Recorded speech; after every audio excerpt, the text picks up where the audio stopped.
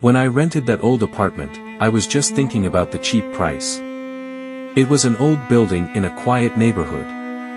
A little too cheap, actually, but I didn't care. I needed a place to stay. When the landlord handed me the keys, he said something strange. Never make noise after midnight, and never open the door at the end of the hallway. I just laughed it off and said okay. But deep down, something about this place felt wrong. Night 1, the whispers begin. That first night, everything seemed normal. I unpacked my stuff, had dinner, and went to bed. But at exactly 3 a.m., I woke up. There was a faint sound, like whispers coming from the walls. It was so quiet, I wasn't sure if I was just imagining it. I held my breath and listened, but the whispers stopped.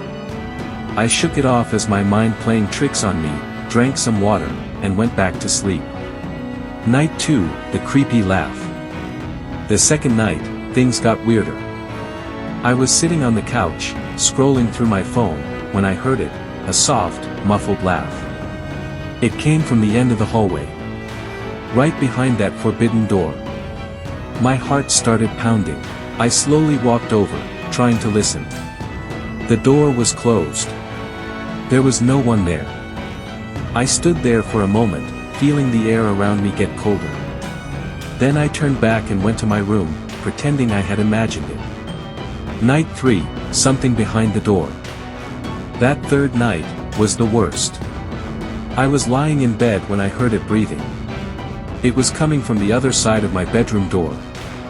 Slow, deep, someone was standing there. I froze. My body refused to move. Then suddenly, thud. Something hit the door. Hard. My heart nearly stopped. I wanted to run, but I couldn't. I just stared at the door, waiting, but after a few minutes, everything went silent again. Curiosity kills. The next morning, I had enough. I called the landlord and demanded an explanation. He was quiet for a moment, then said, "You heard it too. It doesn't matter, just never open the door."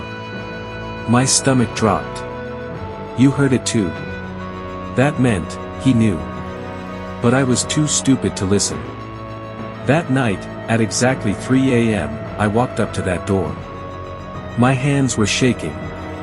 I grabbed the handle, and slowly turned it. The door creaked open. What was inside? The room was empty, just an old, dusty space with nothing inside. I let out a nervous laugh. Maybe I had been overthinking everything. Maybe it was all just in my head. And then, bang! The door slammed shut behind me. The air turned ice cold. My chest tightened. I couldn't move. I felt something right behind me. I wanted to turn around, but before I could, a voice whispered in my ear. One came in, but none leave.